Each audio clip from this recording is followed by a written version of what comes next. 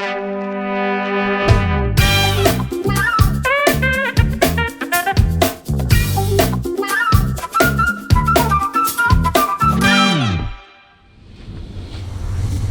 what's up, 910? Welcome to the first ever videoed Fireside Chats coming to you wherever you find yourself tonight, on your couch, laying in bed, hanging out with a few friends. We got a great show for you guys planned tonight. We got my buddy Nate Ellis on the show. We got Kate Lundy, whom you know and love. We got a couple musical guests that'll be a surprise. You'll find out in a minute. And yeah, it's going to be a great time. So right now, from your couch, welcome Nate Ellis.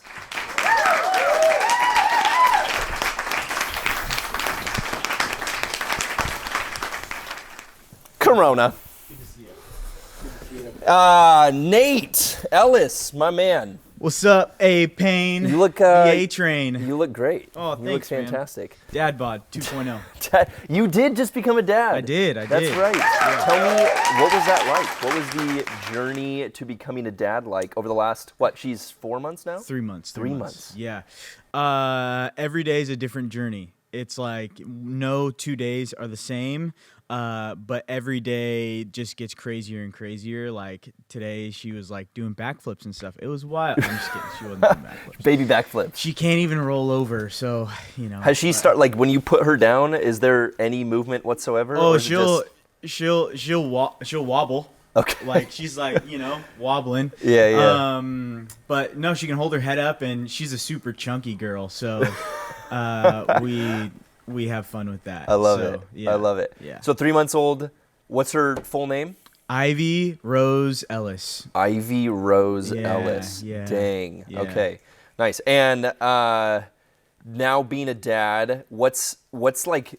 Has there been anything in the last 3 months that surprised you, shocked you, didn't see coming? Because everybody gives advice. Yeah. Right? Like leading up to it, it's like, oh, you're gonna see this, or you're gonna experience this. Yeah, I think I never realized how tiring it would be, and like I was just talking with my wife Kayla about this the other day. We were like saying how you go to the hospital, you do the whole thing, and then you just get like sleep just sucks for like a long time, and then you just kind of like you're used to having no sleep. And so you just kind of operate in like a zombie mentality, but life still goes, meetings happen, things happen. And so you just got to adjust to zombie life. Right. And so. Dang, gnarly. I think a lot of our students are out there adjusting to zombie life as... I feel like when in Corona times like this, like you just go home and you play video games nonstop. Yeah. And then at least maybe for a lot of our guys, or the girl unicorn out there, the gamer, the female gamer out there. Yeah. But you end up like seeing the world through that lens, right? Yeah. Like I remember in Ecuador growing up, we had what's called volcano days. Oh. I know. Not your typical like snow day or virus day. That's what our kids are going to talk about. They're like, well, we had virus days. Yeah. But there was literally a volcano that erupted and it covered the whole city of Quito in ash, and we couldn't go to school. So everybody was walking around with masks for a different reason. Yeah. But we couldn't go to school or anything, and so we got a Nintendo 64, and we played Mario Party. Where there's like the island and there's all the different challenges. Yeah, Mario No Party. joke. I had blisters on both my palms. Joystick from like blisters. joystick, dude, for real. The old school days. But we just started seeing that through the lens. But I feel like with zombie stuff or like shooting games, like I start walking around like seeing things differently. Like, oh, if there was zombies coming over that hill, what would I do right now? Or you start Mario Karting on the real roads. It's a scary time. Yeah. Anyways, Nate, where's home for you? Where you been at North Coast now? A year? Just a little over a year. Yeah. So high school pastor. Yep, high school pastor down in Rancho Bernardo. What up, community youth? And yeah, we're having fun down in RB, and that's where my wife and I live. But originally from Sacramento, so 916. What's up? Go Sacramento Kings. We would have made that 8th seed if we would have had the chance to finish out the last 20 games of the season. Go Sacramento Kings? Yeah, just say go Sacramento Kings. That might be a phrase I've never heard before. Well, you know what? I'm a loyal guy, so I love it. Loyal to the core. It's good. But yeah. All right. So Sacramento, grew up, born and raised. Yeah. What was growing up in Sacktown like? Well, I grew up in this city that's about 30 miles outside of Sacramento. I just say Sacramento because no one really knows the town of Lodi, because it's kind of just like a cow town. So, did normal school stuff, played sports, was a big basketball guy, and yeah, just hung out with friends and acted foolish. Nice. Foolish. You said big cow town. You ever go cow tipping?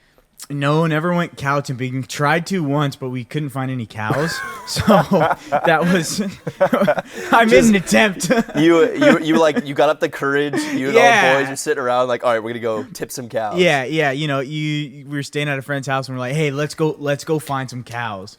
And we didn't find any cows. So drove around. Just drove around, got into a couple different fields and was like walking through. And then I think I saw like a spider or something, so I got freaked out.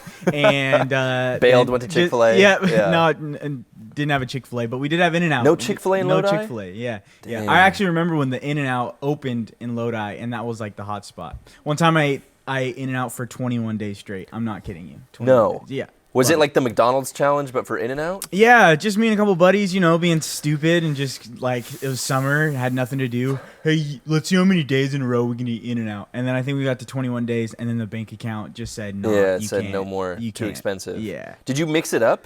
Did you go like protein style grilled cheese, or did you go like same thing? It was like some days I would do hamburger, some days I would do cheeseburger. That was mixing it up. Cheese, no cheese. That's fair. That's fair. Animal style, like if you're feeling wild. Yeah, I knew of animal style, but I didn't know about all the other secret menu things. Like I didn't know about the whole grilled onions. Those were the dark days. Yeah, it was the dark days. No cows to find. No Chick-fil-A. Cows. No Chick-fil-A. So we just ate burgers and didn't know about you can add the chilies. You can get obviously animal style. All these little secret things on the menu, but. Solid. Just knew about the grilled onions. Hey, well, for our 9-10ers out there that might not know you as well, as a high school pastor, a lot of times as pastors, people look at the outside and assume the inside and just go like, oh, well, he's a pastor. He knows Jesus. He loves Jesus. What was your journey like getting to know Jesus and surrendering your life to him ultimately? Yeah. Maybe even touch on a little bit of stuff with your family and journey with your dad. What's that been like as you have learned to walk with Jesus? Yeah, totally. So my walk with Jesus, I grew up in church, grew up going to church, and I was told at a super young age, like one of the pastors at the church, he would always come up to me, and I was being told this because I was like 2-3 years old, so I don't really remember. But he'd always come up to me and say, "Nate, are you preaching yet?" And so it was like really spoken over me, just like my future. I didn't know that yet, and I didn't really want to accept it or receive it or believe that was my future, but here I am today. And so grew up at church and single mom, didn't know my biological father, was actually told who my biological father was, but then ended up not being my biological father. And so crazy story, I met my biological father 2 years ago, and 2 years ago. And that's a whole nother story. Yeah. But my mom married my stepdad, who I just called Dad or White Dad. He's your white dad. White Dad, yeah. I got good. White Dad and Black Dad, and it's just easy. And my wife's Filipino, so I got Filipino Dad too. So it's just there you go. Yeah, just covering the whole world, kind of. And so got married. They got married, and he had 2 children. So I was my mother's only child, and then I became the baby of 3. When we were in high school, my sister would be a junior. My brother was a sophomore, and then I was a freshman. So we were just 1, 2, 3 in a row like that. Nice. And I grew up in church and was super involved with sports. And then when I got to high school, I was doing summer school PE, not because I failed PE in the normal school year, but because I was just trying to get ahead on credits. Summer school PE, they're hey, that mile time wasn't fast enough. Man. You have to preface that, or else people are like, yo, this dude really failed PE. Your sit and reach was just terrible. Yeah, your flexibility. Truthfully, it still is. And so I was in summer school PE, and I met this guy named Troy Lee. Shout out Troy Lee. Not Troy Lee Designs. Different Troy Lee. Okay. And was hanging out at his house, and he and his family, like his grandpa had like planted this church, and it was already like a big church in Lodi, and then went started going to that church and got super involved with worship ministry. I found out I could sing. We were singing "No One" by Alicia Keys at his house. Okay. Yeah, great song. Okay. And then Can you give us a little sample of "No One"? No one, no one, no one. Okay. Can get in the way of what I'm feeling. That's what we were singing that. Okay. And Hi, Alicia Keys. yeah, I know what's you're up? watching. Shout out, Isha, you my girl. And Troy Lee, the designer, and Alicia Keys are going to tune in. Yeah, later. they are. That's what I'm told. Yeah. But we'll see. Yeah, so just waiting for the endorsement. Yeah. Fireside Chats brought to you by Troy Lee Designs. Yeah, but it's actually like Truly. Like the subtitle is like Truly. You're like, close enough, whatever. So we were singing at his house, and it just next thing we knew, I was like getting super involved at church, and that's when my relationship with God just became super real, when I started serving and I started walking alongside other believers and was truly in community. And he was a couple years older than me, so then he graduated, and then it was my senior year, and the song "The Motto" by Drake came out. He's you also, only live once. He's That's the motto. Later. Yep. Yeah. What up, Drake? You only live once. Yeah, YOLO. that's the motto. Thanks, Drake, for blessing us with that. Yeah, and That's so good. my senior year, I did that. I lived it up. I partied, slept around, did all those things, and lived a total double life. Like, I knew what I was doing was wrong. Yeah. But I Dang. still did it anyways, and I saw the toll of that on my heart, my spirit, and just got wrecked and was just totally two different people. And eventually, when you start to be two different people, like, I wasn't going crazy or anything, but living two different lives. Yeah. Like the You were still doing the church thing. I was still doing the church thing, like would be at the parties on Friday, Saturday, Sunday morning, would be at church, sometimes even on stage. And it was just like, it was terrible. Did you ever have people like see you at church that you had been partying with? No, I made kept your lives separate. kept my lives separate. Yeah. Okay. But still, I created a terrible witness and a testimony to those people that I was partying with who knew I would go to church. Yeah. And so I did that for a little bit, all along knowing it was wrong. And it just wrecked my life, my spiritual life, and just the darkness overtook me. And all along that, especially not knowing my biological father and those things, I had a ton of abandonment issues.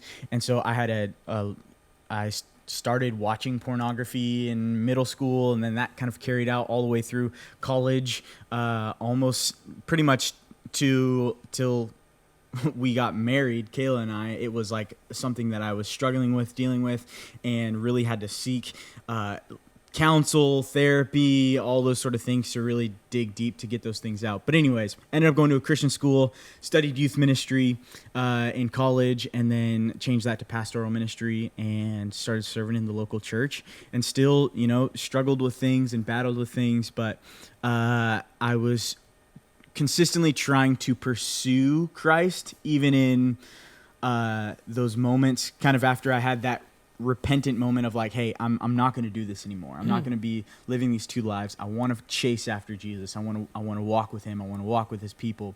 And so then I made that repentance moment, but there was still like sin that was creeping in, still things that were happening. And so you just got to really open up. And that was a thing that I was scared to do, because I thought, if I open up, if I share with these people really what's going on in my life, they're going to reject me and just say, man, you're a terrible human being, or how come you call yourself a Christian? Totally. And, but when I opened up and I got that healing and I got that forgiveness and acceptance, that changed everything. Yeah. And, you could really feel the grace of God through his people. And so. That's so rad. I think that's such a funny, it's a thing we talk about in 910 all the time, but it's that vulnerability and that, we're so afraid to share. Yeah. And there's so much fear of, we want to hide, and there's these shame cycles that we find ourselves in. And it's no, I got to be the Christian. I got to be the person that's here at church. And yet the freedom that comes when you finally do kind of break and go, okay, I'm going to be real, and I'm going to foster that vulnerability, and I'm going to start with my life group or with a mentor, or start talking about the real Nate Ellis, or the real Austin Payne. And I kind of I relate to your story a ton. There wasn't a huge aha moment for me. I think I always envied the testimony that was like, you know, I was wilding out and then I went to jail and like so I met somebody in jail that, you know, shared the New Testament with me, and then from that day on I never looked back and no Jesus more was crack. everything. I found Christ. Yeah, that type of thing. Like you always heard those stories and you're just totally. like, dang, like what a cool testimony. Yeah. And like for me, very similarly, it kind of felt like this. Grew up in the church, grew up with Christian parents, and feels like this long journey with these crazy off ramps. Yeah. As I look back and just go, what was I doing there? That double life that I was living there. I was pursuing something that wasn't Jesus there, and it was so unfulfilling. And whether it was sports or girls or, you know, whatever, experience, adventure, like chasing after all these things that I thought would be fulfilling and satisfying, and yet it's fun now sitting across from you as high school pastors, wanting this next generation to hear and go, hey, let us pay some of that dumb tax for you. And I love right now, even we're in a series called Walk, and the whole premise of the series is how do you walk daily with Jesus, and kind of through the lens of Colossians 3. But yeah, we're going to dive into that conversation here in a minute, but we're going to take a quick break for a surprise musical guest coming at you.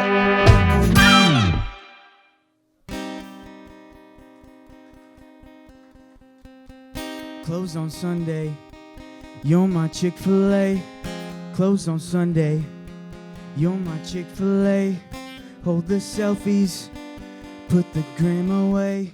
When you got family, y'all hold hands and pray. When you got daughters, always keep them safe. Watch out for vipers, don't let them indoctrinate. Closed on Sunday, you my Chick-fil-A. You're my number one with the lemonade. Raise our sons, train them in the faith through temptation. Make sure they're wide awake. Follow Jesus, listen and obey. No more living for the culture where nobody's slave. Stand up for my hope.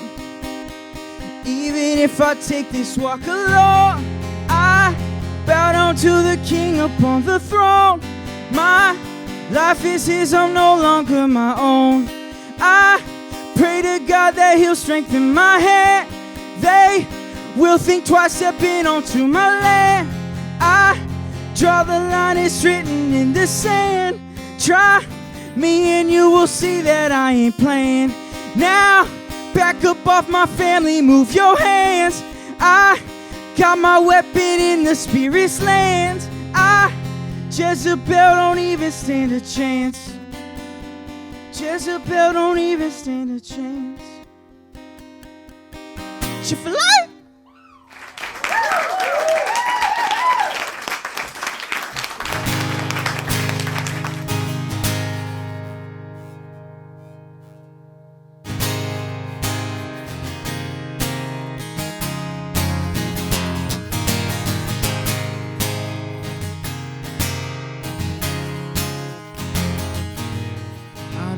Be on my phone, but I can't be alone. Welcome to the modern way. Trying to be somebody I'm not, but it's not what I want. Tell me there's another way. All of the lights I've chased are now fading. All the cheap thrills were only time wasted. Tell me why society's plan should define who I am. Surely there's a higher way. All of my best friends are sick of pretending. We want the truth, we want it, so much is missing. So give us the real thing. I know it's you, I know it's you. Ooh. Na na na na.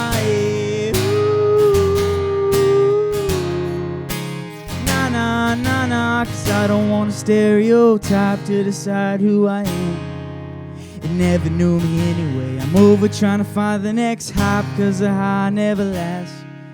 Oh, I'ma go another way. All of the lights I've chased, I'm now faded. Dealing was right, the times they are changing. Tell me why society's plan should define who I am. Surely there's a higher way. All of my best friends are sick of pretending. We want the truth, we want it, so much is missing. So give us the real thing. I know it's you, I know it's you. Ooh. Singing na na na na, yeah. Ooh. Na na na na. 'Cause all of my best friends are sick of pretending. We want the truth, we want it, and so much is missing. So give us the real thing. We know it's you, we know it's you.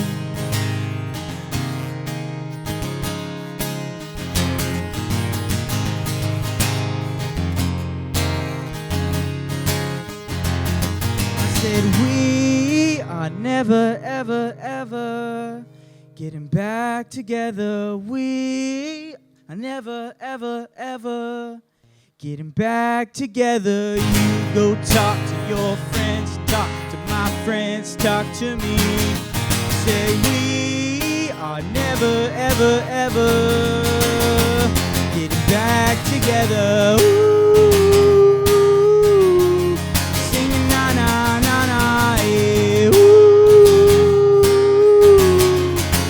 Na na na na,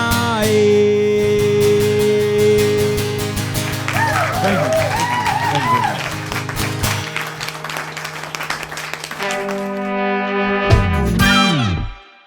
And we're back. Nate, holy smokes, that was crazy. I like your Hey, what's up, Fireside Chats? We're back with Kate Lundy in the house. Hello. This is kind of fun. Kate and Nate. Nate and Kate. It works. Yeah. Sit on your couch. There you Kate go. and Nate. Yeah. Nate, geez, dude. Not only are you wise, not only do you have a cool story, but you're talented. You got some pipes. Thanks, some man. musical abilities out there. I try. mean, we got a little taste of it with the Alicia Keys and all that, but Yeah, then you hit us with the Closed on Sunday. I tried. Wow. Just tried. Have you ever looked at your lovely Filipino wife and said, "You're my Chick-fil-A"? I think I have. 'Cause I sang the song for her last night. I had to run it through, so. Okay. Yeah. Nice. Was Ivy in the crowd? Was she in the audience? She was sleeping. Knocked she was out. Sleeping. Yeah. Okay. Passed out. All right.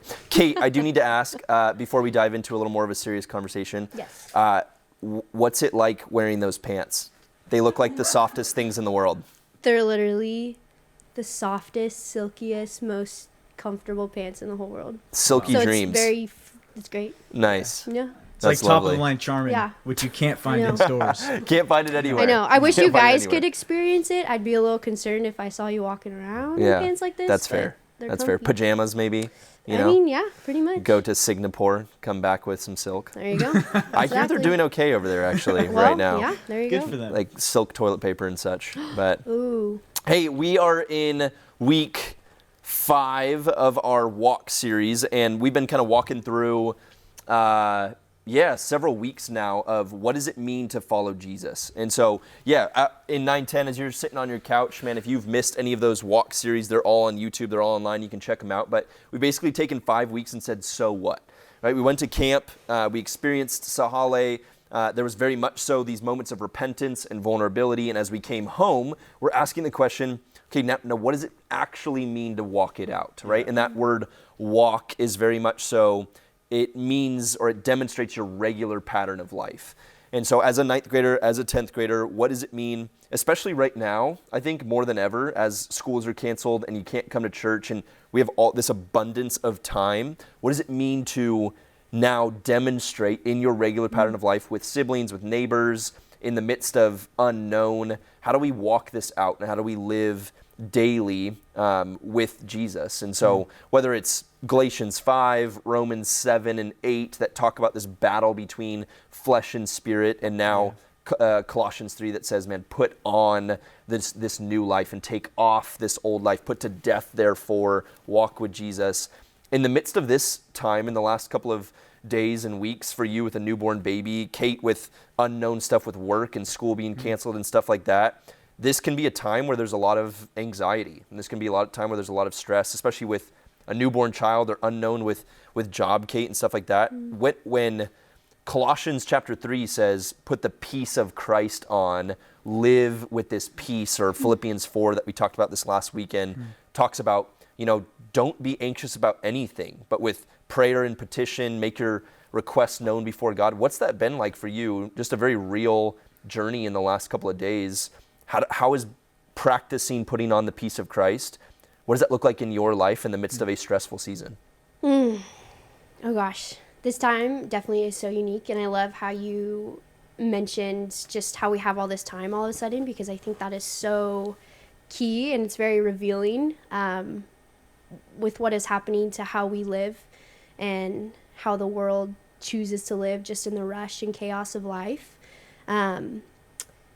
And it's an unknown, and so thinking about peace, I think of it as peace is what it's trusting that God's character is complete and absolute. It's absolute confidence in his character. And if we have absolute confidence in his character and who he says to be and what he says is true, then the natural response is peace. I can't help but live in assurance and the safety of knowing that no matter what, whether I can see it or not, God is in control. And just in this time when we are quieted from a lot of our daily activity, it's really sitting in that and being still in that and hearing his voice in that and learning to lean in, I think, a little harder and open his word and find out who is this God? Who does he say he is? Yeah.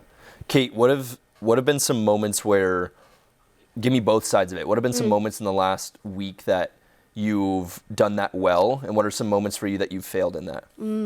Good question.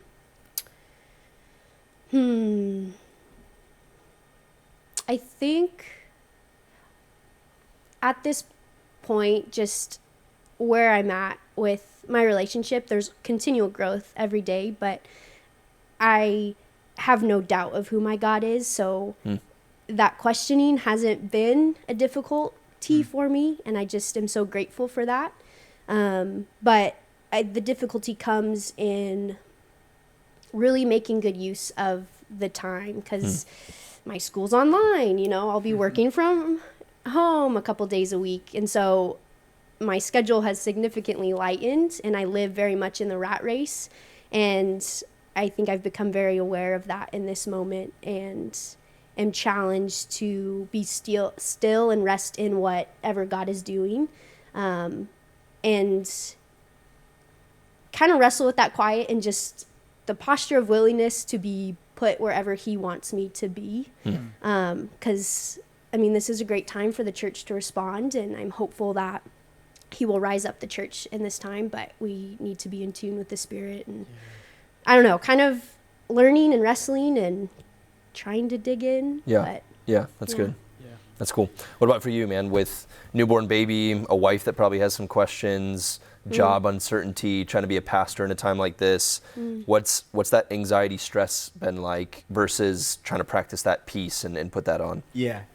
I think for me, it's so funny because I've been watching the news a whole lot more as of late. For sure. And I feel like anytime, at least for me, anytime I feel like any sort of like illness, like, oh, maybe I just got a sore throat because, it's cold outside and, the sun was out, things were great, had a t-shirt on, then it got really cold and I was a little late to putting a jacket on. And so I'm getting like stressed out about like the smallest of sore throats. And like literally my wife and I yesterday. You get the chills and you're like, am I just cold? Or is that a fever? Is this the Roni? Is this the Roni? For sure. So I'm like continually like, and I'm normally like a pretty like, hey, everything's fine. Everything's going to be okay. And lately I've just been a little more high stress. And I don't know if that's just because of, whether it be obviously the external circumstances, but then also going like, oh, crap, I have a wife and I have a child now. And so having the weight of like there's someone else who depends on me and depends on my wife a whole lot more. But I think that external, and I love that in the last weekend's message, I was listening to it. I listened to it yesterday. I listened to it this morning, and you brought up Philippians 4, and one of my favorite like commentators that and like theologians that I listen to read, this guy named Warren Wiersbe, and he has this thing on Philippians 4, and it's just essentially he breaks down Paul's prayer into 3 simple things. So there's adoration first, where we just take a moment to adore God. And he says in his commentary, we remind ourselves of who God is. And we see how big and how marvelous and just the majesty of our God. And the moment we kind of take our eyes off of our problems and turn them to our Savior, and we see how big He is, how mighty He is, like we just step outside and see the mountains and see the beach and the ocean, just all these things. We see how big our God is. Our problems instantly become smaller because we're focused on the one who can bring us through. Yeah, that's cool. So just adoration, supplication. Then we just ask, you ask God what you really need, not like, oh, I need like toilet paper, because you could figure out something for that. Low-key do, but it's fine. Cut that paper towel roll. We'll be chilling. I'll get you some. Bottom of silk pants. Just cut off a little bit. That's not where we needed this to go. But anyways, we really ask God what we really need. So like, God, in this moment, I really need your peace. I like really need, I don't need like a better KD ratio on COD. Like I don't need like I just need your peace. Yeah. Like that's what I really need. For sure. I'm super anxious and I'm spiraling, downward spiraling. Yeah. And so God, I need. And as funny as the like KD ratio on COD goes, like I know you're exaggerating, but I think in prayer sometimes we stay surface level like that. Yeah, totally. And we go like, well, what do you need prayer for? And we kind of stay up here because we're almost afraid of delving the depths of our own soul and actually telling God what we need. Right? That I want to be seen, and I want to be known, and I want attention from you, and I want to be loved. And so I think maybe KD and COD is a extreme example. But how many times do we pray for surface level things like meals and like traveling mercies and whatever Hedge it is? of protection. We just go like, as long as I keep it up here, then God won't really know what's actually going on in my heart and in my soul. And I was reading a book similarly and going, it was saying the great danger for our generation is not that we'll reject God. It's that we'll be too surface level and too busy. And so we'll settle for just a mediocre relationship with God. And we never go deep with Him. And so I think that's so good to recognize how big He is, and then to be real enough to ask Him for what you need. That's awesome. And I think it's so funny because we're praying for things that God has already promised. And so it's like, He in His word, He tells us He will never leave us nor forsake us. So how come all the time I'm praying for like protection when He's with me? Like, yes, there are things that can happen and certain situations can go, but it's like you should know who God is. But sometimes we do need to remind ourselves of who He is so that we can like take our thoughts, our downward spiral off of our problems and go, no, I'm going to look up. I'm going to look to the one who can provide, who will sustain, who will see me through to the other side. That's awesome. Kate, I want to touch on something you said earlier. You talked about when you have more time like you do right now with school going online and things like that. Ironically for me in this last little bit, I had a trip to Hawaii canceled. I was supposed to go teach out there. I was supposed to go to Arizona this weekend with Chris Brown as he was teaching and hang out there. I was going to go to Costa Rica with 11-12. That got canceled. And then my parents were coming down this week for a wedding. That wedding got canceled. So I was going to hang out with my parents and my sister and my niece. So now I'm finding myself with all this time where I didn't have time before. And yet I don't know what this is, but I feel like whenever I have more time, my prayer life suffers, my time in the Word suffers. Totally. Like my walking out with Jesus, it actually gets worse. And I'm curious what that's been like for you, maybe even as an encouragement to me and some of our students of Yeah, why do you think that is? Of the pain of discipline seems like it goes away when I have more time. I almost become lazier. Ooh, yeah, absolutely. Oh gosh, I feel like this is something you could go on with forever.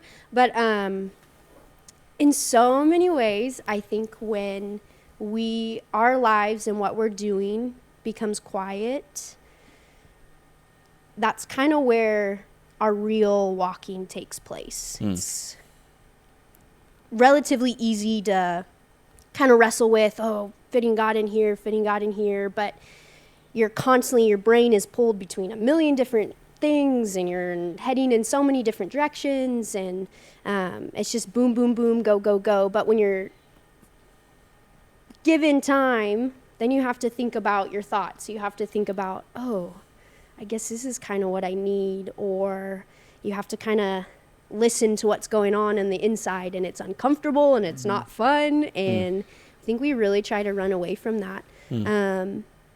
And I was thinking about just this past weekend, kind of where for me it got slow and quiet. I read books, I cooked, I enjoyed the sun when there was sun. Yeah. I sat in the quiet, I enjoyed conversation with my grandparents. Yeah. And it just forced me to pause and go, is this living? Like, is this what it means to live? And yes, I think absolutely seeing time and the things we have as gifts that God has given us, and just being reflective on how we have been living, how I live in the rat race, and how I beat and batter these gifts. And whether it's good things, I mean, church is a great thing, and work is a great thing, and whatever it is that you're involved with. But we give so much time to those, and we're not walking in the Spirit and recognizing those for how God created them to be, and we're not being still and listening. And it's just hard, and it's a learning because it's countercultural. And so I think this is a really unique and sweet opportunity if we make it to be that. Yeah, I agree. We're all three of us are athletes, and playing sports growing up, I think sometimes I would be like good, and like good in my soul, good in my heart. Like I haven't gotten angry or impatient with anybody, and then I would play a sport, and all of that would like melt away, and I'd like blow up on somebody, or I'd scream at a referee. Yeah. And it would be like these moments where I'd be like, I'm not good. Like it would be very revealing of what was actually going on. Like I could kind of coast through life, and then I'd play a sport and I'd melt down. Yeah. And I think times like this, like as weird as they are, I think can be very revealing for us. Probably one of our favorite responses to, hey, how are you doing? And like 9th and 10th graders included is like, oh, I'm good, just so busy. Or like the amount of students that come in on a weekend and go like, oh, I'm so tired, or I'm so this, whatever. And like I do the same thing for sure. I think we're all guilty of that. But I wonder at a time like this where we can't really hide behind busyness or tiredness. Like there's no answer. It's like, what are you doing? Busy? Doing what? Like scrapbooking? Like what are you busy doing, right? Or like I'm binge watching Stranger Things. I got one more season. Right. Yeah. Give me a day. I'm tired. Why? Like you have no good reason for being tired right now. Like if you're tired, take a nap. Yeah. And so when we can't be busy and when we can't be tired, I think you're spot on, Kate. I think it does reveal what's really going on inside our hearts, and going, maybe I'm further from God than I thought I was. Yeah. Maybe my walk with him isn't as healthy as I thought it was. Yeah. My time in the Word, I can be better at this. And I think it can be a very revealing time. And it's a good challenge for, I think, the three of us as leaders, and for, you guys as students, and as we discuss this in life groups tonight, of this might be one of the realest moments, or the realest kind of pulses we have, like a pulse check on our relationship with God that we've had in months, maybe even years, maybe ever, to go, how am I actually doing? So can I add something really fast? Yeah. Well, I just wanted maybe to give like a more specific example, just me personally, because I kept it pretty broad in us as a whole, which yes, it applies to everyone. But in my own personal reflection, and just what I've been convicted of during this time of quiet, is what I've tacked onto my identity. And Austin, you mentioned busyness just was that light bulb. Yes. Part of, I think, who I've made my identity to be is the girl who can do it all and not, get crazy under pressure. I'm reliable. I am pretty consistent, and so I can maintain a crazy schedule. And if someone asks me to do something else, well, I'm going to say yes because I'm the girl who can do it all. And all of that is not true right now. And so I'm forced to think on that and realize that who Christ is and the fruit of the Spirit has not been what I have been clothing myself in and walking in daily. So that's been an interesting reflection, and just important to know that physical care and taking care of yourself is very important. Mind, body, and spirit, they all are tied together. And if one is suffering, it's going to affect how you think and your emotions and how you walk spiritually. So yeah, just personal example. I don't know if that no, helps that's so at good. all. Yeah. That's so good. I love it. Hey, well, thank you guys so much for being on today and for taking the time to just crack your hearts open a little bit and stepping away from baby girl and also your baby Ivy. And Nicely done. Thanks. But hey, we're gonna dive into conversations tonight. We're stoked as we do, whether it's Google Chat or FaceTime, group FaceTime, whatever it may be. We want to challenge you guys to take this information, this conversation, and dive into your own conversation. I know this can be a weird time and a distancing time for a lot of us, but we want to make sure we stay close as a community, and your life group leaders are reaching out to you, and discipleship keeps happening as we practice vulnerability and share with one another about the good times, the hard times, the funny stuff, all of it. We love you, 910, and we'll catch you this weekend. We'll see you this weekend or 910 in the morning. Hey, yo. So cool. So cool.